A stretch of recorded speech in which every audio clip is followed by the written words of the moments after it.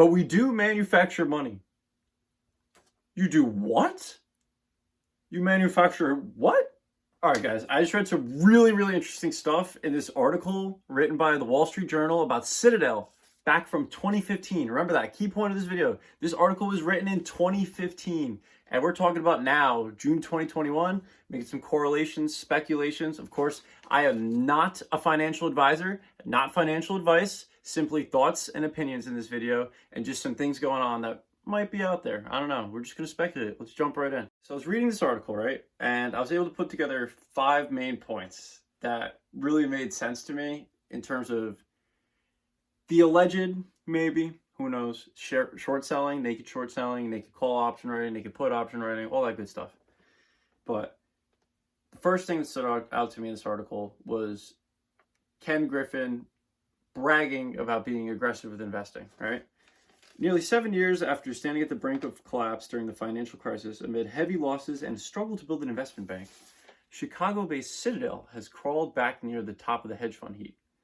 But rather than take it slow, as many competitors have done since the 2008 shock, Mr. Griffin is again embarking on an aggressive expansion.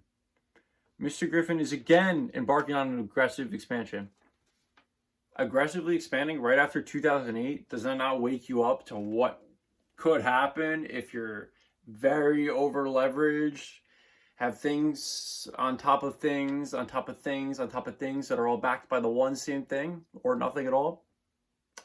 Ring a bell to what's going on right now? Anyways, let's jump to the second point. This one I thought was crazy. Like, business is business, Mr. Griffin said in a series of interviews with the Wall Street Journal.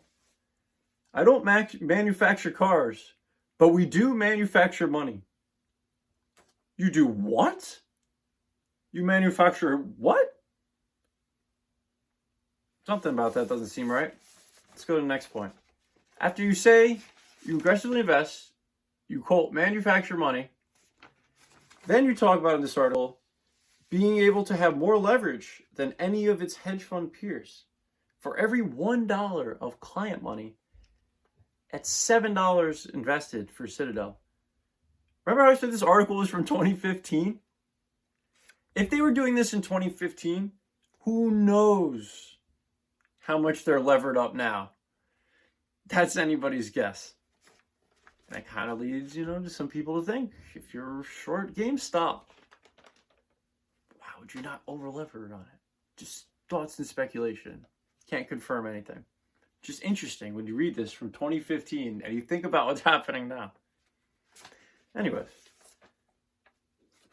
this is where it gets really, really interesting, guys. Among its most successful wagers in recent years was betting against JCPenney when activist investor William Ackman pressed an unsuccessful turnaround plan at the retailer. Citadel rode the short sale as JCPenney shares fell to $6 from $45. Sound familiar? If you're Ken Griffin, and you see what happens with JCPenney, Blockbuster, Toys R Us, all these other retailers, similar to GameStop.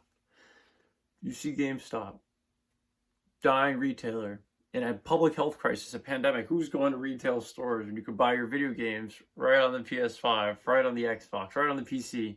Who's going to go risk their life in a pandemic, right? Let's short it. Let's short the crap out of it. Ryan Cohen comes in. They did not take Ryan Cohen seriously. They thought he was just another activist investor.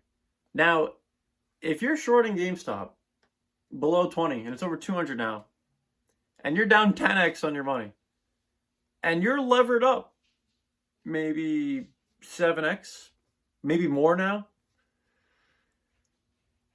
what does that tell you about the kind of position they're in? So why would they not just cover? They have so much money. Like, it's Citadel. It's a huge thing. Listen to this final point. The tables turned during the financial crisis when his firm lost $8 billion. To avert collapse, Citadel barred its investors from withdrawing money for 10 months, a move that still rankles even someone stuck with it. Listen to that again. To avert collapse, Citadel barred its investors from selling. Like, what? For 10 months, imagine you had your money in there and you're trying to get it. It's a freaking financial crisis. You need some cash. You got to withdraw some of your money. Sorry, we don't want to go bankrupt, so you can't have your money. The firm gradually came back, waiting for the market to rebound before selling many of its distressed holdings. Mr. Griffin said it took exactly 3 years and 17 days to earn back the losses. I think Mr. Griffin kept track of that number. Just a funny feeling I have. Again, speculations and thoughts in this video. Just my opinions. If you know that exact number, you're pretty aggressive, competitive, and if you're, quote, willing to wait for the market to rebound before selling many of its distressed holdings. If GME is down 10x, if you start shorting it at 20 and it's in the 200s now, you're down 10x at least on your money. Never mind the fact that you might be levered up. I think that's a pretty distressed holding. But guess what? Now they have well over $1 billion in cash. They raised over $1 billion from this last sale of stock in general. They have like no debt. Over $1 billion in cash. They're not going bankrupt. I don't think it's going down anywhere near 20 again. This time, you cannot hold your distressed holding, Mr. Griffin. Mr. Griffin, I think your distressed holding is very, very distressed and only going to become more distressed. Especially if this guy, Citadel, they're really over leveraged. Just some thoughts. A lot of people say, might be a lot of banks, a lot of people involved with this going on. Makes sense. That's what we saw in 2008, right? But what happened in 2008? Everybody got bailed out. Who went down?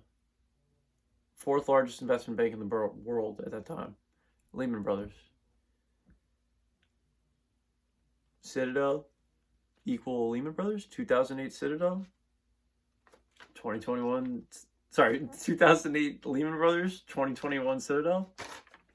Maybe. Maybe somebody needs to go down. Just a thought. They're the market maker.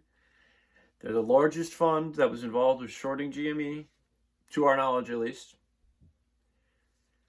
Just some interesting correlations. Like, quick little recap. Brags about aggressive investing after a huge financial crisis. Quote, manufactures money. Is willing to invest $7 per $1 of client money back in 2015. And bragging about that and bragging about being top in the industry of the hedge funds. Short selling JCPenney successfully from 45 to 6. Maybe I know I said Blockbuster and Toys R Us before, but maybe they didn't necessarily be involved with those. But other fairly retailers, probably. Look what you did with JCPenney in an activist story. Ryan Cohen is an activist investor, is he not? And then final point, willing to hold his distressed holdings. He's probably been holding GME on the way up, thinking it's going to go back down. It's going to go back down. Uh-oh. They just sold shares for $225 and raised $1 billion.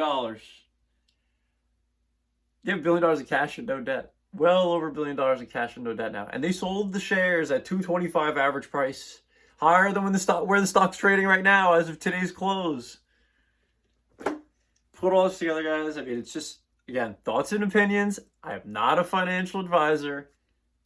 It's just interesting when you see like all these correlations and like just kind of reading this article at best gave me insight to how this guy thinks and this firm thinks and what Wall Street does and the potential of what's going on now. Like, comment, subscribe. Let me know what you think. GME.